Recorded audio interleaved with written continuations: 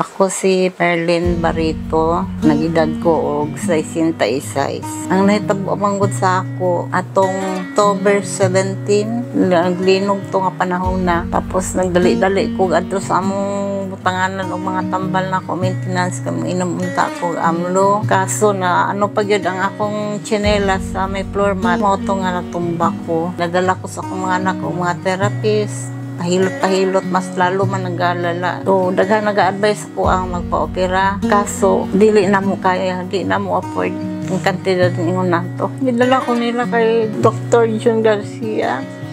Pangutanang desidido magpa-opera. Story na ko sa iya, di kaya sa among pamilya. Di wala yun. Na ano lang di kabala ko, rat ko kay di gumitan na yung nilukay sa baga nga. Ay, kabalakan na na eh. Tabangan ta ka na atay operation walk na kaming. Kaso at sa panahon na February pa ngayon pa-check up. Pero gingon niya sa kuha nga kung makaya pa na ako mapabuton to nga time. Maka-avail yun ko. Ito sa operation walk, nakita na ko kung unsa sila kaayo. Nagpasalamat ko sa tungbuhin nga Diyos nga naabot sila aning lugar. Isa ko sa naka-avail.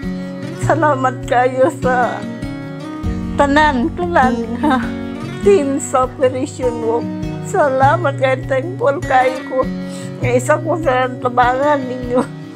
Wala'y makatupong sa ako pagpasalamat. Hindi ko ma-mention kung taon ko pagpasalamat. Wala man lang gani ko i-gasto. Upang naka-abelkin ko. Salamat kayo. Sa din sa operasyon mo. Elizabeth Hospital kay nakita ko doktor, mga nurse. Tako mayo ang pag-care nila sa mga pasyente. Para sa mga problema nito. Hindi ko napansin nga naa sila discrimination.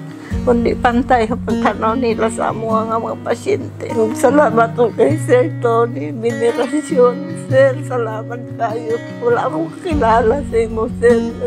Atong atay mo ba natin istorya? Istorya na ko sa akong mga anak na itao nagdoon sa kuha. Na-inspired ko siyang gingon. Yung itito na yung mother nagpo-opera pa. Samantalang ako na 66 pa nga nung dili na ko i-grab ang opportunity nga maupurkan ko. Salamat kayo, Sir Tony. Thank you. Thank you very much to helping me walk again. Operation walk. Thank you very much.